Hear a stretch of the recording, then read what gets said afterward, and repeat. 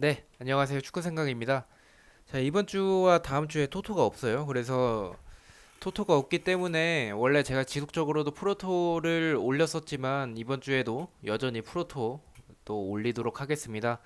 자, A매치이기 때문에 제가 만약에 다음 주에는 EPL과 K리그가 있기 때문에 그 경기들을 분석을 해드릴 수가 있지만 이런 A매치 같은 경우에는 굵직굵직한 메이저 팀들 외에는 경기를 많이 챙겨보질 못해서 분석하는 데에 좀 제한이 있다 생각이 들어서 좀 큰 경기들 위주로 분석을 해드리도록 하겠습니다.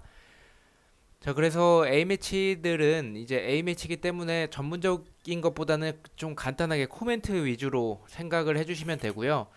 K리그나 해외 축구처럼 뭐 전문성이 그렇게 많은 건 아니어서 조금 참고해 주신다는 개념으로 이해해 주시면 됩니다. 자, 일단 대한민국과 조지아 경기를 먼저 분석을 할 거고요. 대한민국 조지아. 자, 피파 랭킹 37위 우리나라죠. 대한민국과 94위인 조지아가 만났습니다. 일단 평가전이고요. 한국은 10일에 투르크메니스탄 이 경기를 이제 아시아 예선전인데요. 이 경기를 대비하기 위해서 평가전으로 볼 수가 있고요. 조지아는 9일에 있을 덴마크와의 경기를 대비한다고 볼 수가 있겠습니다. 자, 한국의 최근 5경기를 보면은 승승승 패. 이 마지막 패배는 아시안컵이고요. 이렇게 3승 1무 1패입니다. 한국이 패배한 경기는 아시안컵 8강 카타르와의 경기였고 카타르는 피파 랭킹 62위로 위치하고 있습니다.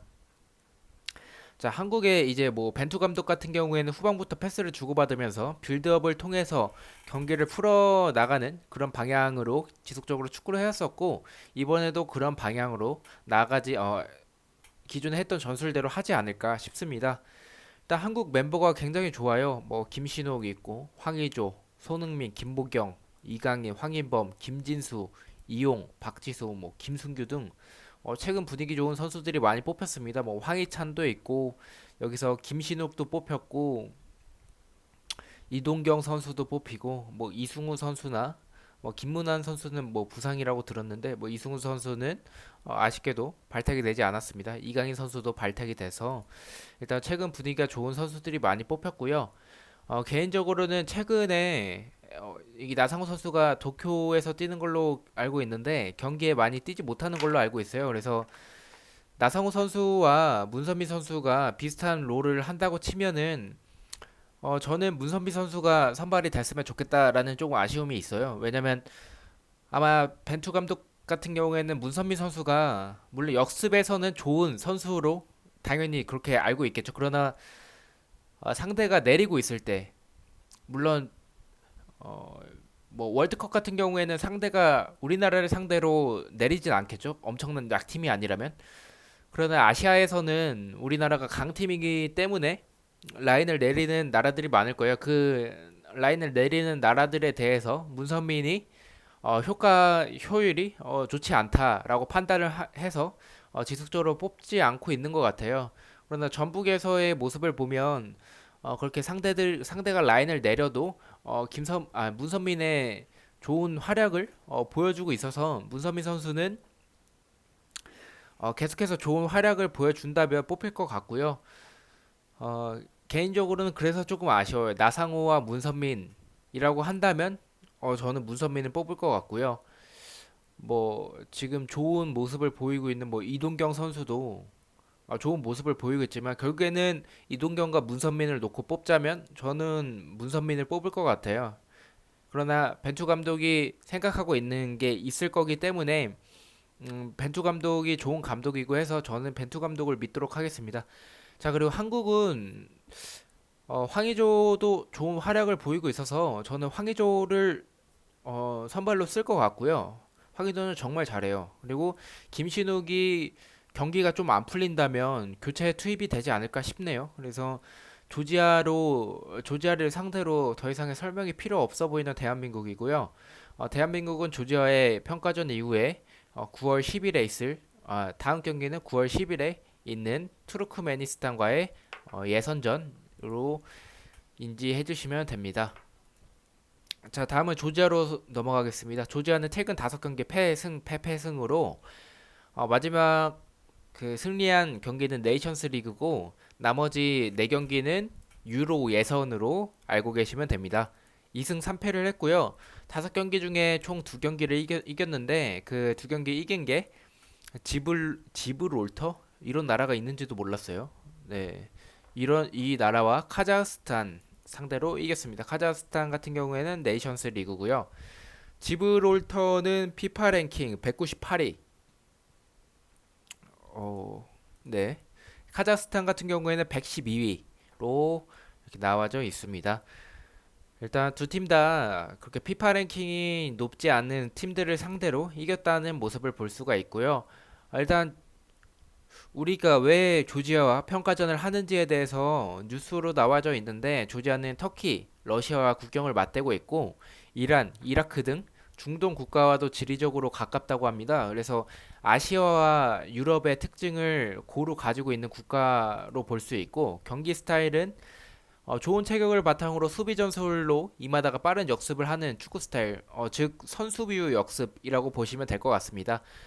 자, 그 예로는 아일랜드 원정에서 선수비 후 역습 전략으로 아일랜드를 괴롭히는 모습을 보여줬었고요. 주요 선수로는 가장 많은 골을 기록하고 있는 측면 미드필더 카바이시 빌리라는 선수고요. 조지아는 3명의 선수를 제외하면 5골 이상을 기록하고 있는 선수가 없어요. 작년에 7경기에서 5골을 넣은 차크페 타제? 네, 이 선수가 좋은 활약을 보여줬는데 이번에 선발을 하지 않아서 조금 조지아에서는 논란이 됐었다고 합니다. 자, 조지아의 다음 경기는 9일 덴마크와의 예선 경기가 있습니다.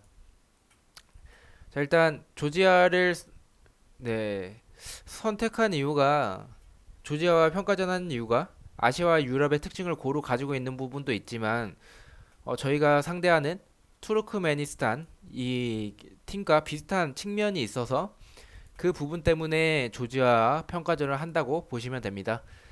자, 총평으로 넘어가도록 하겠습니다. 피파 랭킹부터 좀 차이가 많이 나죠. 37위와 94위, 한 60위 정도가 차이가 나는 팀이고요. 스쿼드도 보면은 조지아는 그렇게 유명한 선수가 없다라는 것을 볼 수 있다시피 스쿼드도 좀 차이가 많이 납니다. 조지아는 인구도 400만 명일 정도로 작은 나라고요. 근데 이제 조지아 같은 경우에는 선수비 후 역습 전술에 대해서 일단 수비를 당연히 두텁게 하는 팀이겠죠. 선수비 후 역습의 제일 중요한 점은 수비를 먼저 선수비다 보니까 그 수비에서 실점을 하지 않는 모습이 제일 중요한데 그렇게 하기 위해선 수비를 두텁게 하겠죠. 그 조지아를 상대로 선제골을 넣는 게 한국 입장에서는 굉장히 중요할 것 같은데 일단 뭐 언제나 그랬듯이 우리나라 같은 경우에는 좀 답답한 경기력을 보일 것 같아요. 그래서 답답한 경기력을 보이다가 뭐 세트피스의 한 방 또는 후반에 교체 투입된 김신욱이 골을 넣을 것으로 예상이 되고요. 김신욱이 없었다면 이런 뭐 약팀들, 우리나라를 상대로 좀 라인을 내리는 팀들 그런 팀들을 상대로 한다면 조금 무승부의 느낌도 들었겠으나 김신욱이 있기 때문에 저는 어 일단 예선에 깡패인 김신욱이 있다면 똥줄 승이라도 할 것 같고요. 질 것 같진 않아요. 그래서 아일랜드가 32위였는데요. 그 아일랜드를 상대로 괴롭혔던 조지아기 때문에 좀 큰 점수차로 이길 것 같지는 않아요. 왜냐면 수비가 두텁고 물론 이른 시간에 선제골을 넣는다면 득점을 한다면 어, 대량 득점이 나타날 것 같은데 그게 아니라면 좀 저는 답답한 경기력이 이어질 것 같아요. 그래서 무승부가 뜰 가능성도 있다고는 생각이 드는데 그래도 김신욱이 있기 때문에 저는 1, 2점 차로 대한민국의 승리를 예상하도록 하겠습니다. 자, 배당은 대한민국 승리의 1.6, 무승부의 3.4, 패배의 4.35고요. 지금 A매치 기간인데 농구 경기들이 굉장히 많아요. 보면은 제가 자주 이용하는 베딘포라는 사이트고요. 남농 월드 뭐 이렇게 농구 경기가 많은데 뭐 배트맨에서는 좀 크게 없는데 배트맨에서 경기가 있다면 농구와 좀 엮는 것도 좋은 것 같아요. 농구 같은 경우에는 승패만 있고 야구도 승패가 있는데 야구 같은 경우에는 일단 홈런이라는 게 있죠. 그래서 뭐 4점 차로 지고 있어도 전력적으로는 앞서고 있어도 그 전력적으로 열세인 팀이 역전하는 경우가 좀 있어요. 축구처럼. 근데 농구는 그렇게 역배가 많이 뜨지는 않는 경기예요. 만약에 뭐 한 뭐 1.4점 이하되면은 대부분의 경기가 정배로 들어맞는 경우가 좀 많습니다. 그래서 농구와 조합을 하는 것도 좋아 보이고요. 일단 제가 한국 경기를 먼저 해드렸는데 한국 경기 하고 나서는 아마도 그 일본과 파라과이 경기를 제가 분석을 할 것 같아요. 일본과 파라과이 경기는 오늘 내로 아마 분석을 할 것 같고요. 지금 해외 배당이 나오지가 않은 상태인데 해외 배당이 나오는 대로 제가 댓글에 공유하도록 하겠습니다. 자, 그리고 일단 아시아권은 좀 그렇게 갈 것 같아요. 지금 일본 파라과이와 한국과 조지아 경기 두 경기만 갈 것 같고요. 나머지 경기에서 배당이 좋다고 판단되는 거는 사실 없어요. 없어서 나머지 경기들은 좀 예측하기가 쉽지가 않아서 일단 아시아권은 그렇게 갈 것 같고 유럽 같은 경우에는 일단 이탈리아와 아르메니아의 경기 분석할 것 같고요. 이 스위스 일단 이거는 좀 고민 중인데 일단 스페인 경기 분석할 거요. 고요. 그리고 스웨덴 경기도 분석할 거고 나머지 한 경기를 뭐 아르헨티나나 페루, 에콰도르 중에서 한 경기를 또 분석을 할 것 같아요. 그래서 영상 올릴 테니까 많은 분들이 시청해 주셨으면 감사하고요. 시청해 주신 분들 너무나도 감사하고 앞으로도 지속적으로 올리도록 하겠습니다. 그리고 구독해 주신 분들 너무나도 감사합니다. 자, 조금 있다가 일본 파라과이 경기로 뵙겠습니다.